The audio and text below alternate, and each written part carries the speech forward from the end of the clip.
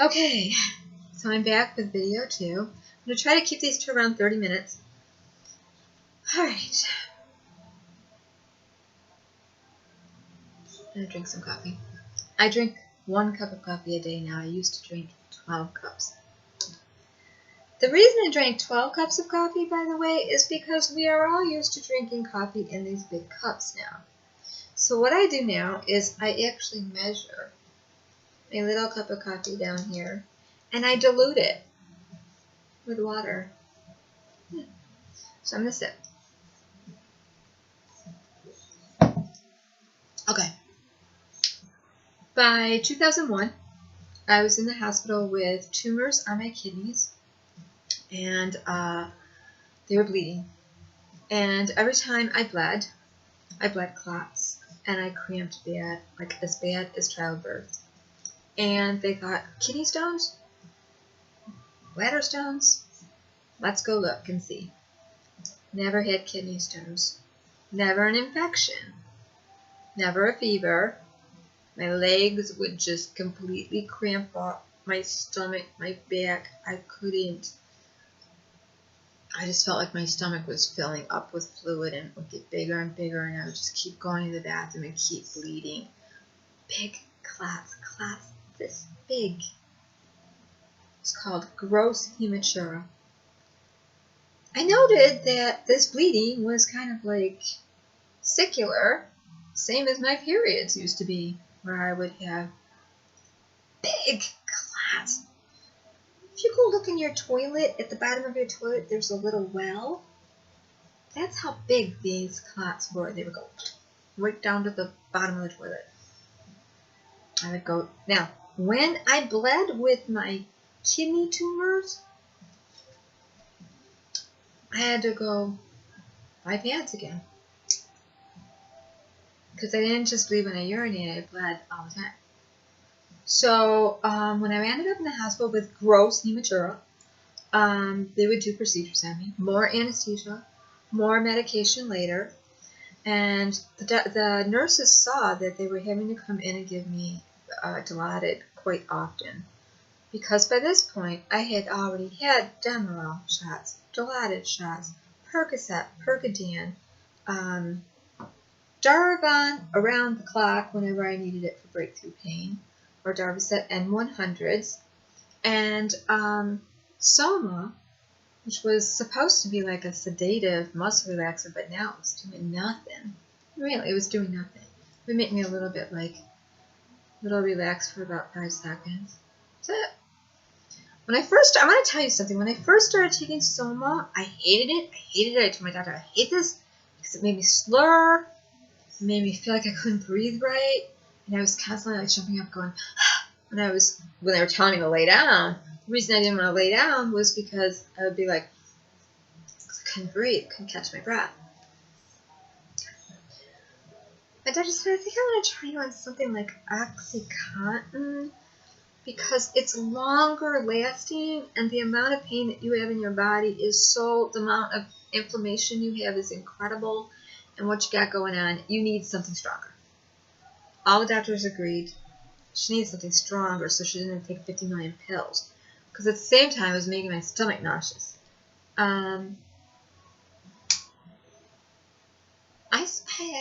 When she said OxyContin, I don't know, I just said it sounded too close to oxycodone. So I was like kind of confused about it. I was like, I don't know, I'm allergic to oxycodone. And she said, no, you won't be allergic to this. It's not oxycodone. It's a different class. I said, no. I'm on the Darvocet M100s. I'm on the Soma. I'm on the Transine. That's enough. Those were the 3 main drugs I was on for like about 20 years. I was like, that's enough. But whenever I got sick, they would throw in the Dilaudid, the Demerol, and Toradol shots. And they would try to give me morphine in the hospital, always.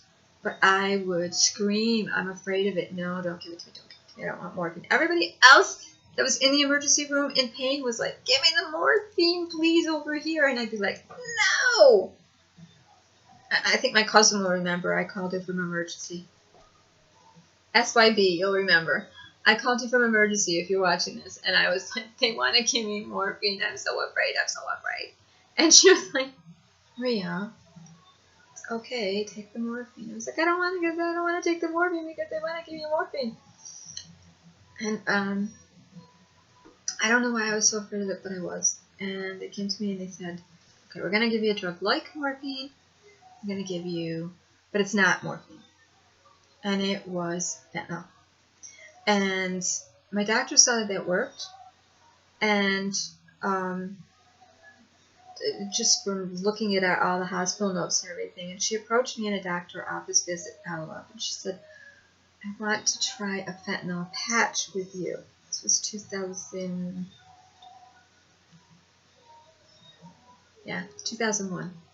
And she told me how it worked. It's going to release a certain amount of fentanyl to your system continuously for 72 hours. You're going to put it right here on your chest, close to your heart, over here. You want it good adhesion where it's going to stick good, or right on your arm. You want to pick at it. You don't want to cut it. You don't want to lick it. You want to wear gloves when you put it on. Because on that patch, the medicine seeps into your skin, and when you're touching fentanyl, you have to be very careful it doesn't get into your fingers because it will immediately start going into your body. So, very dangerous it sounded to me. I was like, oh, what if my cat gets a hold of it? What if a kid breaks into my house and takes it? Or how do you dispose of these things? I mean, I was really terrified of it. But she said, go ahead. I'm telling you, I'm giving all my patients with fibromyalgia, chronic fatigue, and Epstein-Barr syndromes or lupus or chronic fatigue and pain in their body, people with back injuries. I have cervical stenosis. I have moderate to complex severe cervical stenosis in my neck. So it turned out my neck pain was meningitis, but it was also why it continued is because my neck was totally, I have dissection in 3, I'm fused in 3, I think it's C2, 3, and then C6, 7, and 8 are like what they call cervical stenosis and retrolothesis, and they're disintegrated, they're totally degenerated. And then I have scoliosis during there and all the way down my back, all the way down my lower back. My sacral joints are completely worn out to the point where I used to be 5'2" and I'm 4'11" now. Think about that. I was 5'2", I'm 4'11" now. Severe osteoporosis, not moderate osteoporosis, severe osteoporosis. My back totally degenerated. If I was to turn around and show you my back, you would think I had a typical like hump back at times. Not good. When your mother tells you to stand up straight, stand up straight.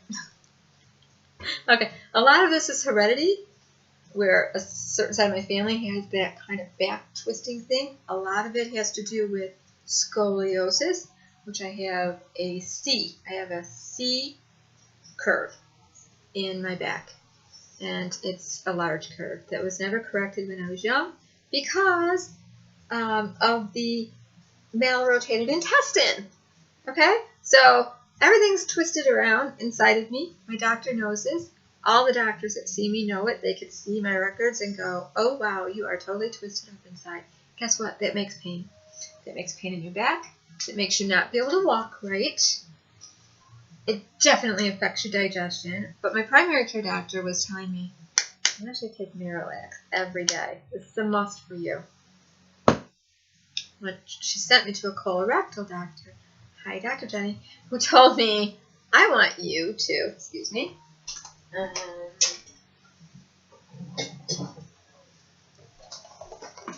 take Fiber One cereal every day. Every day, 1 cup. Drink a lot of water and exercise, and you'll be fine. And keep a food journal and a poo journal for a while, and medicine journal and everything. She said, this is okay once in a while. You never want to take it continuously because your intestine will get dependent on it. I know a lot of women that take this to keep their weight down. Stop it. You're getting dependent on it. Do not do this. Do not do the dual correct all the... No. Do this. Do fiber. Increase your fiber. Do all brand. Do fiber one. Do kashi. Do a good cereal. Do a good granola. And drink your water and move around. Get out of bed first thing in the morning. Make your bed and start moving.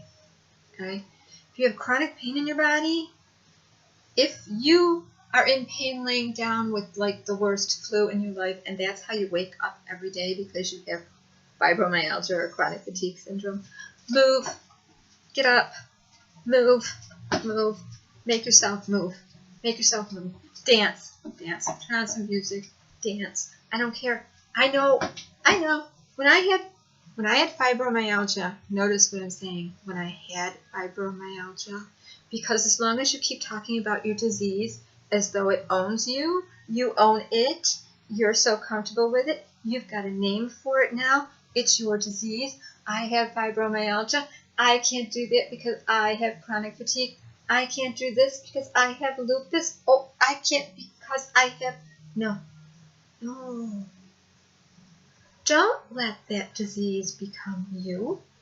Don't let your MPD, DID, post-traumatic stress, agoraphobia, panic attack become you. Don't. I'm getting off track here, but I'm just going to follow the Holy Spirit here because I have felt so I have made a million videos out here about MPD, DID, the misperception in media and how it's perpetuated in media, and they come up with these epidemics, and it's really popular, and then it's not popular. Okay, we've seen a rise of MPD, now DID. We've seen a rise of post-traumatic stress disorder. We've seen a rise of attention deficit disorder. Oh boy, and until it gets the backlash, then it's gone. Okay, we've seen it. Now we see a rise in epidemic drug seeking behavior, opiate addiction, which is killing people. People are dying of heroin overdoses. Our kids out there are dying from overdoses. Please listen to me. When you've been on fentanyl for 8 years around the clock, you're addicted. I was addicted. Okay? When I went to get breast surgery in 2003, I started on 25 MQCs of fentanyl patch. Within a month, I was up to a 25 patch and a 25 patch. One here, I was up to 50. Within a year, I was up to a 50 patch and a 25 patch, 75. And then I went up to 100 MQCs. 100 MQCs of fentanyl here and here. 50, 50. Depending on what the pharmacy could get. If they could get 100, boom. After about 8 years of this, I went to my doctor because I couldn't breathe. I would sit down to watch a TV show and I'd be like, when I would start to fall asleep at night, I would be like, I would get up like every 5 minutes. And I would think, am I having a panic attack? What is it? I couldn't breathe. During this time, my doctor said it's perfectly safe for you to stay on Darvocet N100s and Soma and Transane while I'm on the patch. Because you have enough pain conditions in your body, and you've been on it so long, that warrant... It's okay. If I landed in an emergency room with the kidneys bleeding or with meningitis or with a flare-up with what they didn't know if it was lupus or if it was some kind of autoimmune, turned out to be my thyroid. But they didn't know if I ended up in the hospital with chest pain. I was constantly getting chest pain. And it wasn't panic attacks. Now I know what it is. But anytime I ended up in the hospital, I would question every doctor I could find and say, is it safe for me to be on the patch and all these pills? I'd say, yeah, you've been taking them, so it's okay. Okay. In the late 80s, doctors were taught it's better for your patients to not have inflammation and constant pain in their body. So they were taught to kind of overprescribe all these opiates. And pain management was big on their list. Big Pharma was pushing it. Medical institutions, teaching universities were teaching pain clinic, pain patches, TENS unit, exercise, water aerobics, yoga, biofeedback, whatever you need to do. But yes, find the drug that works. Fentanyl patches were really pushed to people in end-life pain and in chronic pain conditions. Chronic pain conditions were named as fibromyalgia, lupus, chronic fatigue syndrome, Epstein-Barr syndrome, severe arthritis, and patches were given. It was not that my doctor was doing anything wrong. It was that that's what they were taught. It's your patient will die younger if they have all this inflammation in their body and pain. So over-prescribe. Make sure they're not in pain. If they're anxious all the time and they're not sleeping enough, they need something to help them go down to sleep. It's okay. I went in to have surgery on my breast. I had a breast lumpectomy. Anesthesia told me, I don't want you to take any medication for 24 hours. I said, what about the patch? I said, take the patch off. I said, no transient. And he said, you know what? Before I put you under, we're going to go for 48 hours. That was 2003. I freaked out. I said, I don't think I can do that. Nope. I've been on this for years.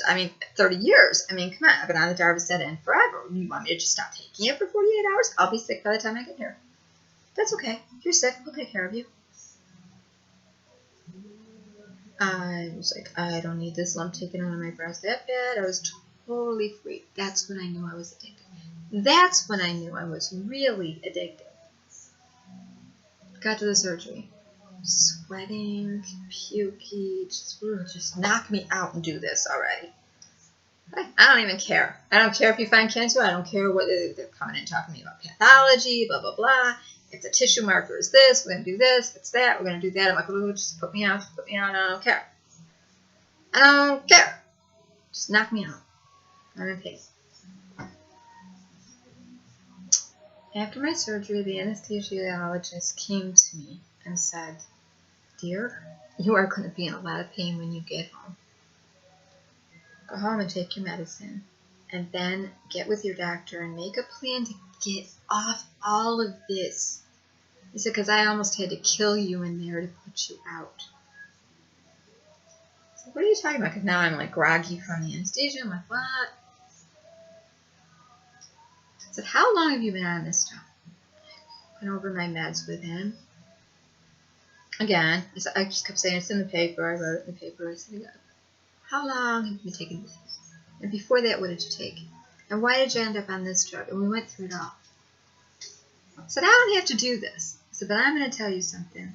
If you and your doctor don't get it together and get you off all this, you'll be dead in a couple of years. I said, has anybody ever talked to you about hyperanalgesia? I kept saying, I'm not addicted. My doctor says I'm not addicted. I'm not dependent. This is warranted. I'm taking this for medical purposes. And he said, yes, you are. He said, but now you are in hyperanalgesia. Hyperanalgesia means you're in my operating room. I'm trying to knock you out without using a tube. She was trying to do something called moderate 5 general anesthesia, where he was going to knock me out, but he wasn't going to have to tube me. The reason he didn't want to tube me is because I had all these multinodular toxic growths, which make me hyperthyroid. And he saw that, and he thought, there's not much room in her trachea, so I don't want to have to tube her. Kind of hard to knock me out. So he said, we're going to go for a deep 5. Don't want to have to tube you, because I'm afraid I might have to actually cut you here. And I don't want to get in the way of this, and this, and this, and this. Okay. So I was like, I don't even want the surgery now, but man, who does want surgery? Nobody wants it, right? Being told you got a positive lump in your breast, you've got to get it taken care of, blah, blah, blah. So I did it. It was the best thing that ever happened to me, because this anesthesiologist explained to me what hyperanalgesia is. And what it is when you take a pill, any pill, but especially opiates. You take your Percocet, you take your Vicodin, you take your, I don't know, Demerol. I don't even think they make Demerol anymore. Take your Darvon. I don't even think they don't make Darvon. They don't make Darvocet N100s anymore. Whatever your pain pill is that you're taking, your Oxycontin, your Vicodin, your Percocet, whatever you're taking, after about 7 days of taking it, you go in to have your wisdom teeth taken out. You get work done on your teeth. They give you opiates. Boom! There's a prescription, 7 days. I'm still in pain after 7 days. Okay, we'll give you one more prescription. Back in the 60s and 70s, I wanted to quick say this. Back in the 60s and 70s, when insurance companies like Blue Cross Blue Shield and Blue Million and all that started adding dental on their insurance, more and more people were getting crowns drilled, teeth work done, and more people were getting handed pain medicine. There you go. Elective procedures like endoscopies, colonoscopies. I'm not saying don't have your stuff done. If you need it done, you need it done. But a lot of people will be given a pain medicine afterwards for cramping, for pain from a procedure. This is how it begins. Small surgeries, hand surgery, knee surgery, hip surgery, shoulder surgery, neck surgery, ankle surgery. You're sent home with a prescription. And usually it's a 7 to 14 day prescription. Usually 7 days. But usually has one refill. Okay? People with migraine headaches used to be given opiates. Worst thing you can be given. Okay? These prescriptions, after 7 days of taking regularly, you will notice you go to take your Vicodin or whatever it is you're taking, Percocet, not quite working as well. Okay? You're still feeling the pain. No, you're supposed to be waiting about 4 to 6 hours, but you're at the 4th, 5th hour, and you're thinking, how long I gotta wait to take it. That is hyperanalgesia. What's actually happening is, as you're taking medication, the pain is no longer working because your pain is increasing. Guess what? Big Pharma knew that when they give you a pill, it's only going to work for so long, and then your pain is, first of all, your pain is still in your body because the inflammation is still there. Because when we have a surgery, a wounding, and we need to be healed, when something is broken and it needs to heal, it's going to hurt until it heals. You break your bone, you break your arm, you fall, you knock your back out, you're going to be in pain until the inflammation goes down and it heals. So we think we're taking medication and it's taking away the pain, but the pain is still there. What it's doing is it's distancing us from the pain. Greatest form of disassociation out there and used all the time. It's distancing us from the pain. The pain is still there. So now what happens is when you've gone past the point of when you're already healed, this is how these chronic pain conditions get going and get into a cycle. The event that flared up is gone. But you're told to take this medication which raises your pain level. So now Say you have fibromyalgia. I do. Okay? Used to be not a day I could get up that I could move well. It used to be after I did so much, then I had to sit and whatever. Now what I do? I pray, I pace, and I persist. If you don't pray, meditate. Do what you do. I pray, I pace, and I persist. I'm on full disability, but I know that I have many more abilities within my disability. The worst part about being put on disability and being out of work for a long time because of 100 million zillion pain conditions in your body and being addicted to all these medications because of it and making your pain worse is that then you have been out of the workforce and you can't, it's hard, very hard to get back in the workforce to be making a viable income to sustain yourself. So you're stuck on a system. So you want to stay taking drugs and holding on to your labels and hugging them and saying, I have this, so I can't, I have that, so I can't. You're really an amber of your condition when you do that. There are times to take medication. There's a season for everything. And what chronic illness, first of all, there's no such thing as, our bodies were not meant to be chronically ill. Our bodies were not meant to have chronic pain conditions. So basically, when we start taking these analgesics and opiates that doctors were taught by Big Pharma, who runs a lot of the big teaching facilities, who have the pain clinics,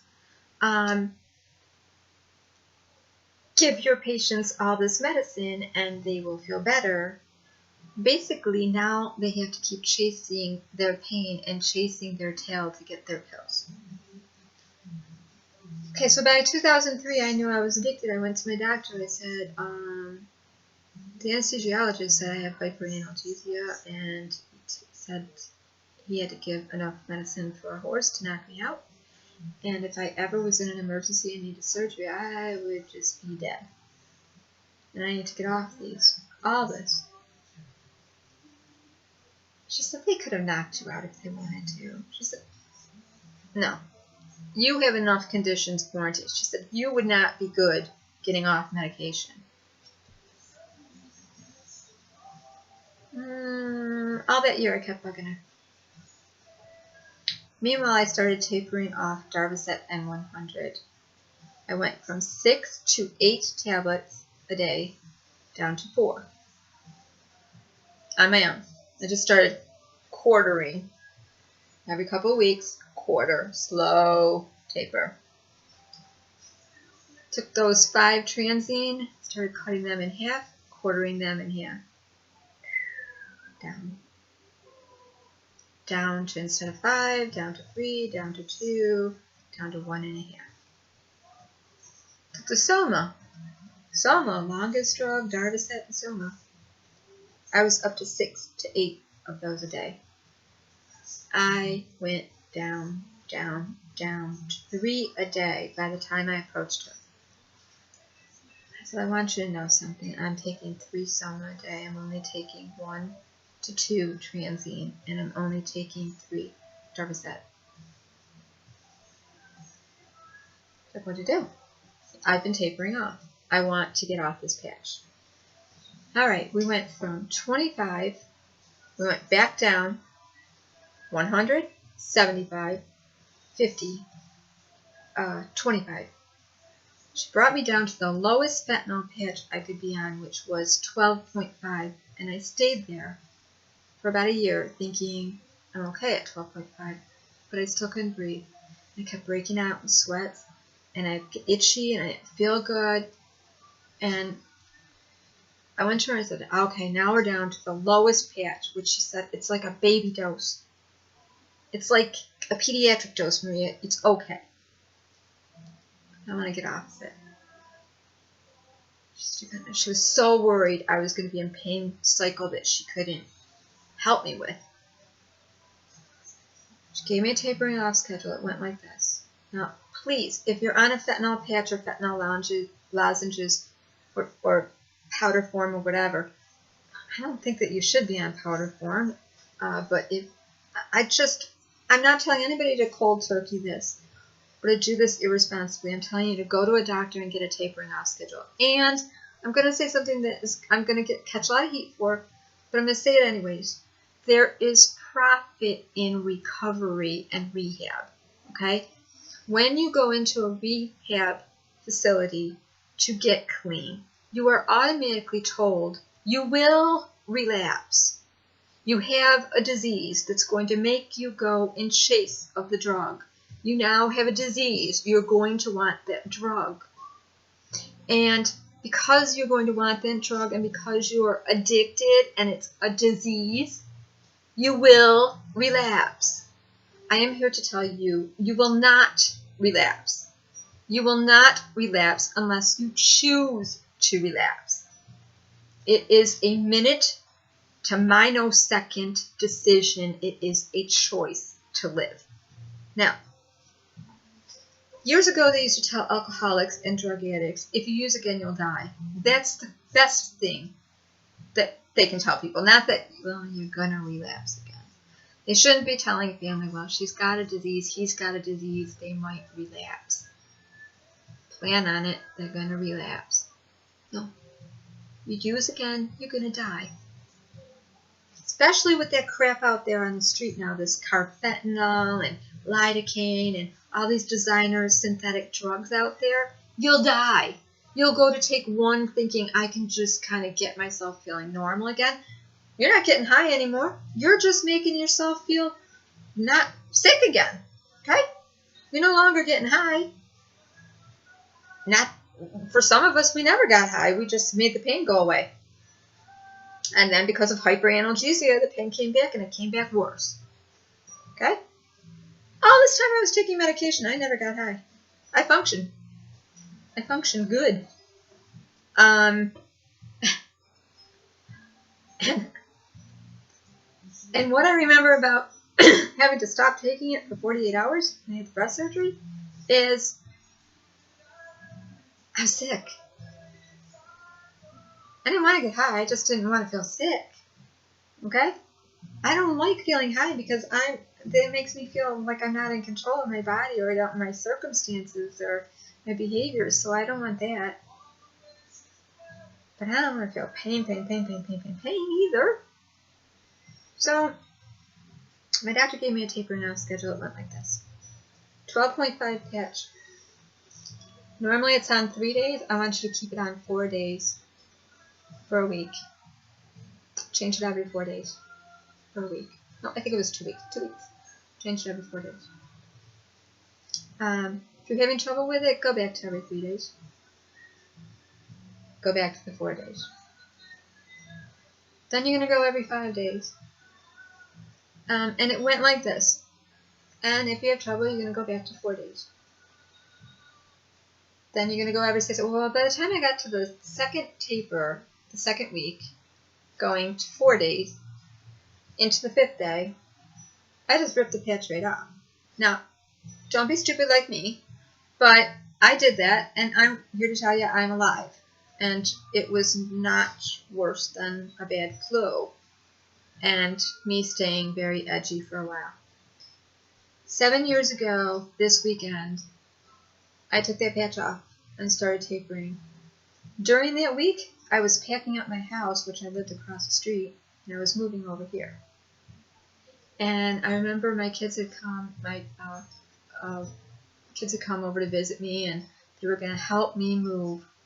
They were going to be here in October when I actually moved, and they came to see me, and we talked about the move. And I told them I am withdrawing from all medications, not just the patch, but I've been withdrawing from the Darvocet and 100 Soma and the Transine. So it's the first time I've done this. So if my hands are shaking or if I seem a little anxious, not you. I let them know I'm just a little slower. And they were so happy for me. They were so happy. My daughter and my son and my nephews helped me move over here in October and again in November. They helped me with furniture and stuff. And you know, I'm different now. I am totally different. I have more energy. I might seem more all over the place because before I was drugged out. But I like me clean much better. Now I want to tell you what drugs I'm on now. I have not taken any fentanyl for 7 years. That same year, Darvocet N100s became no longer legal. I was still taking 3 Darvocet N100s. And Trinity Poetry Cat, you'll remember this. I went to go get my prescription refilled for the Darvocet because she was like, okay, you're off the fentanyl and you're staying on just 3 Darvocet and just 3 Soma and it's okay. Well, I had tapered down to 1 Soma. And I had tapered down to that 1.5 transine, and I would go up to 2 when I needed it, but 1.5.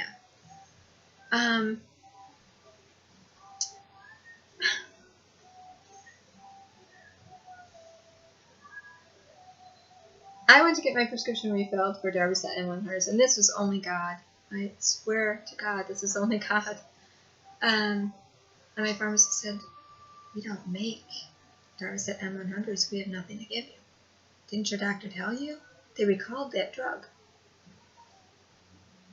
What? It's the only pain medicine I have. I can't just go from 3 to nothing. I gotta taper off. You gotta give me enough to taper off. Can't get it anywhere. I was freaking. Went to my doctor. She said, I know. She said, all my patients are coming in like crazy. She said, I'm switching them to tramadol. I'm switching them to this. I'm switching them to that. She said, do you want to go back on the patch? No! I don't want to go back on the patch. Do you want to try tramadol? Do you want to do this? Tramadol. No! Tramadol is just as addictive. With the... Do you want to do a little Dilaudid until you can't... I felt like I was at a freaking candy store and she was trying to find a way to comfort me. And I just looked at her and my look must have said it all. I just kind of looked at her like, oh, I just want off the merry ground. I said, that's okay. I'll be fine. She was worried. I went home and I prayed, and I said, God, keep me busy. Keep me busy doing other things.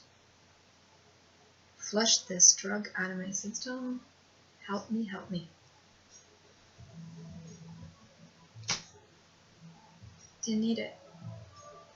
3 transine. 3 Darvocet N100s. Cold turkey. I had been on that Darvocet N100 from a child. Now, I was kind of miserable and kind of hyper.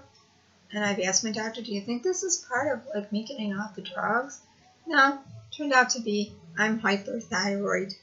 I have multinodular toxic growths. What does that mean? It means I have a bunch of growths on my thyroid that are hopefully benign because we can't biopsy all of them, but we biopsied most of them.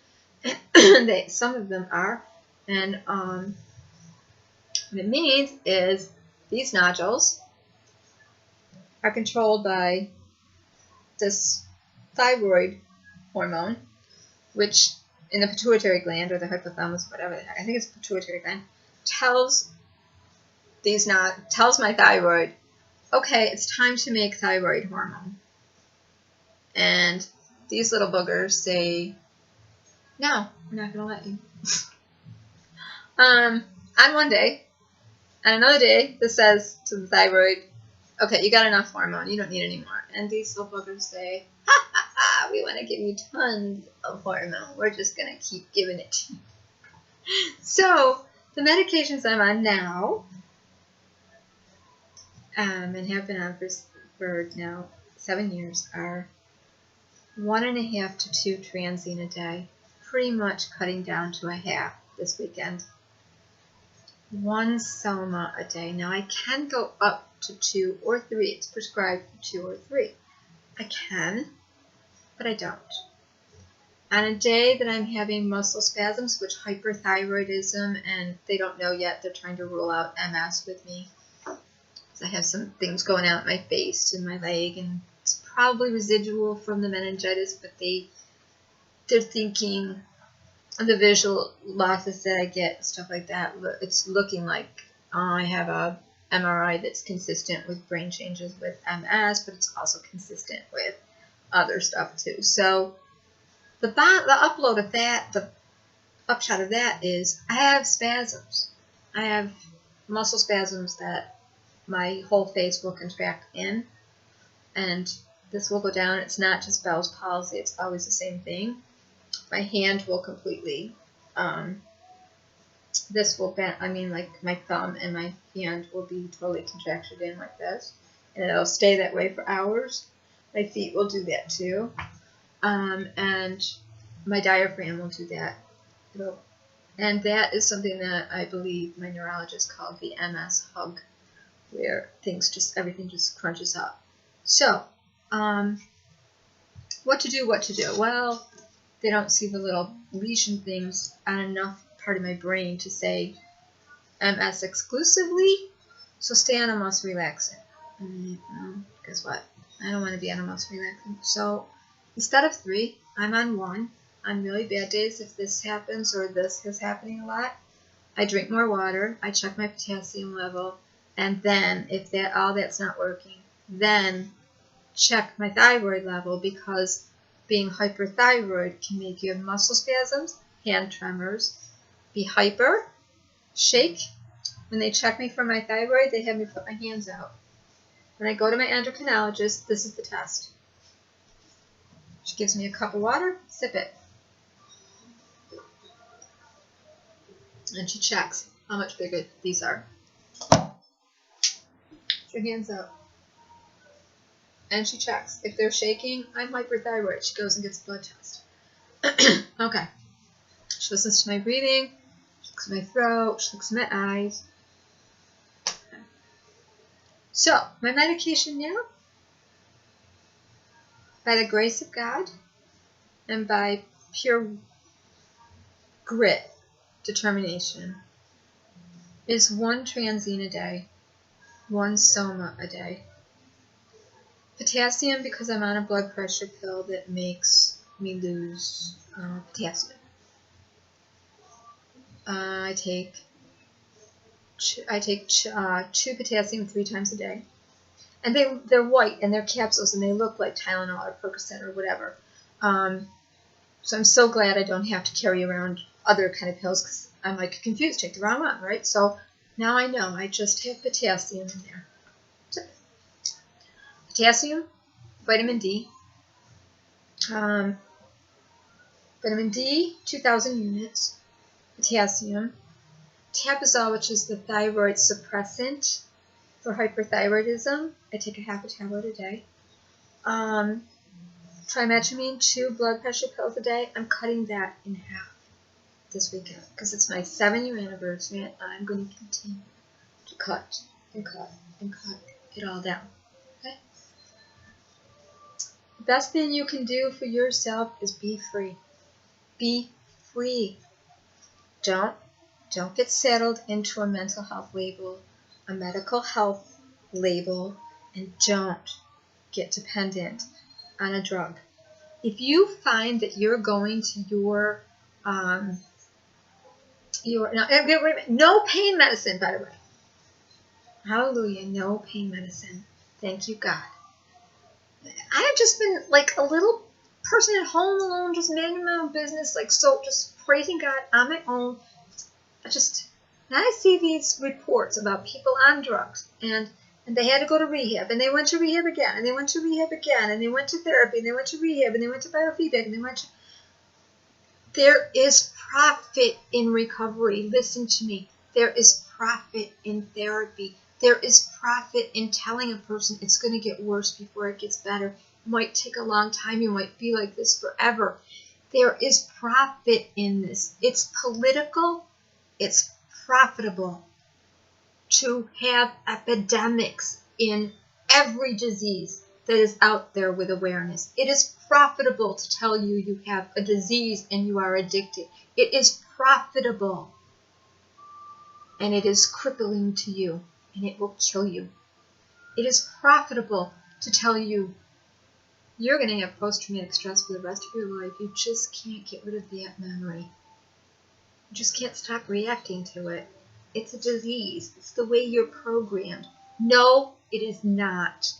You can change your mindset. It's called renewing your mind. You can do it. Replace the thoughts with different thoughts. I'm not here to brag on myself, but I am here to pat myself on the back and say thank you, God. By the grace of God.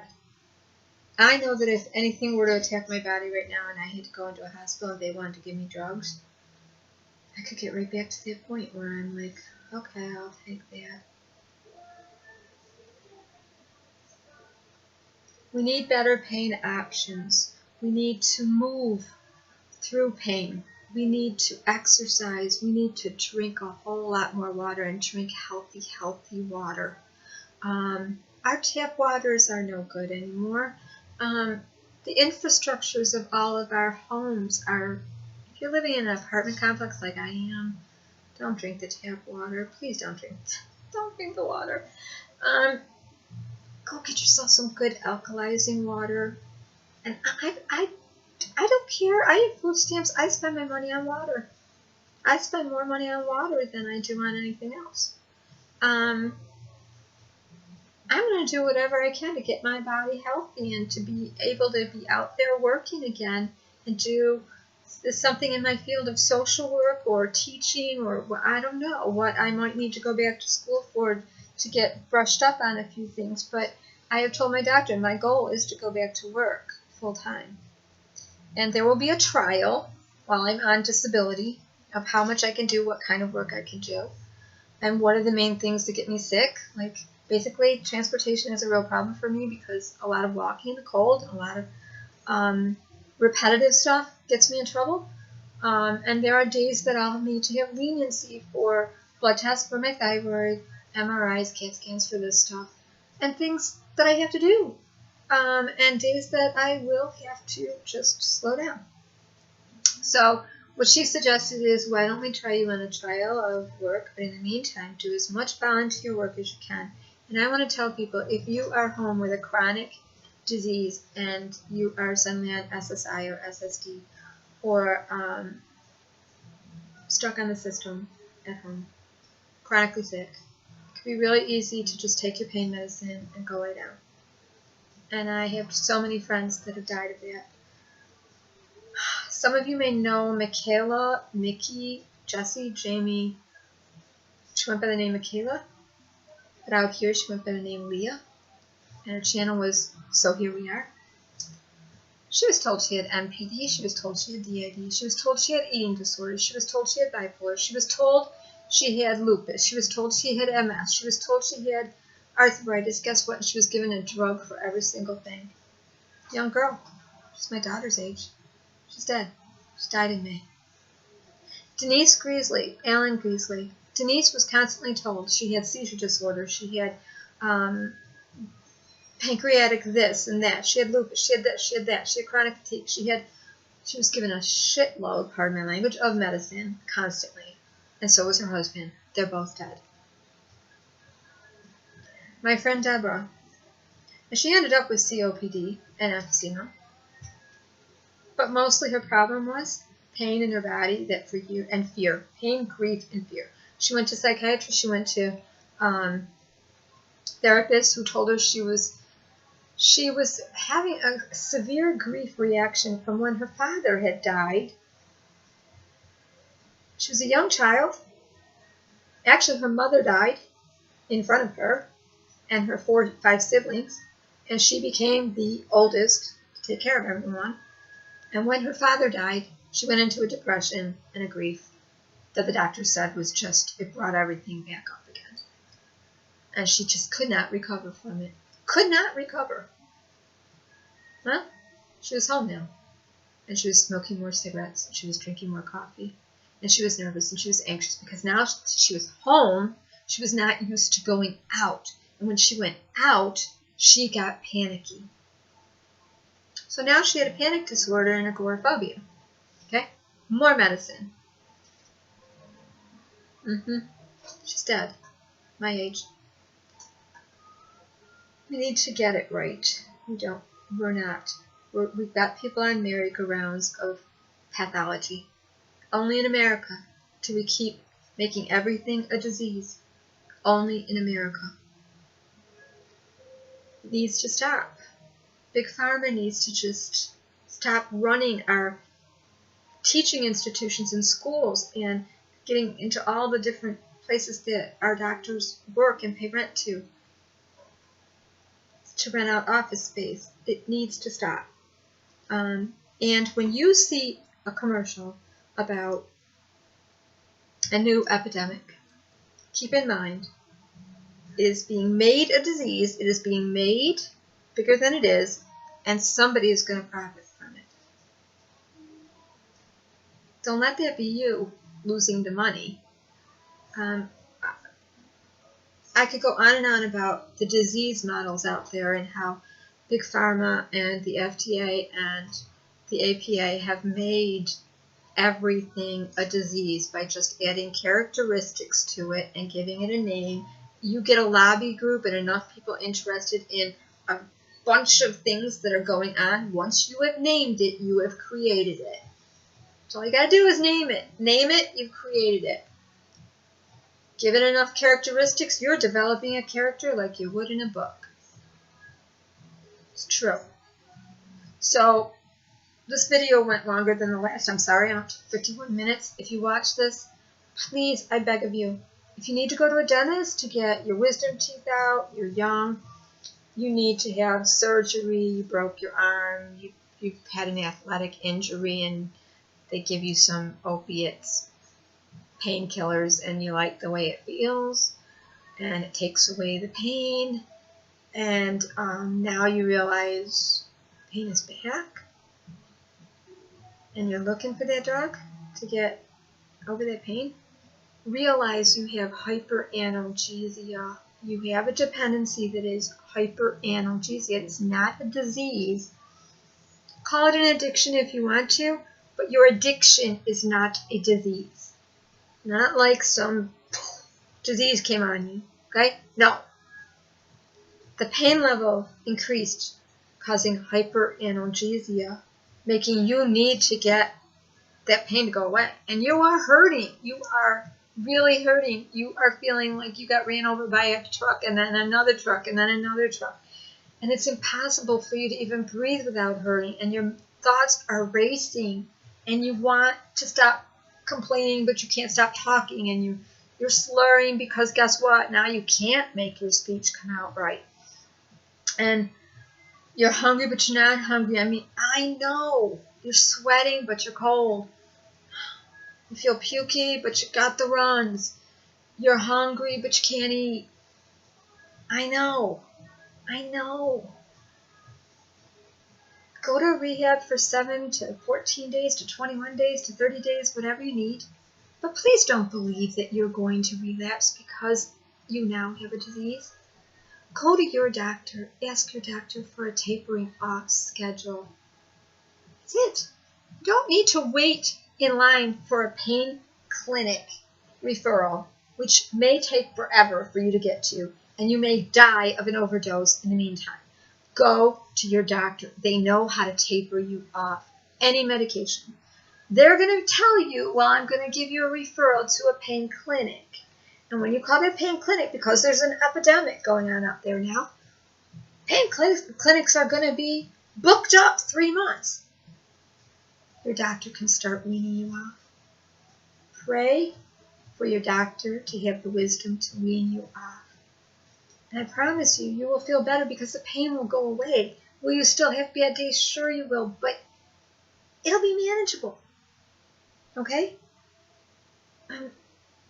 That's my story of addiction, hyperanalgesia, dependency, and how I feel about the profiting and the pathologizing of everything. Okay? So, I'm sorry this video went a little long, but I've made so many videos that I had to keep editing that I thought, okay, I'm just going to do it. There you go.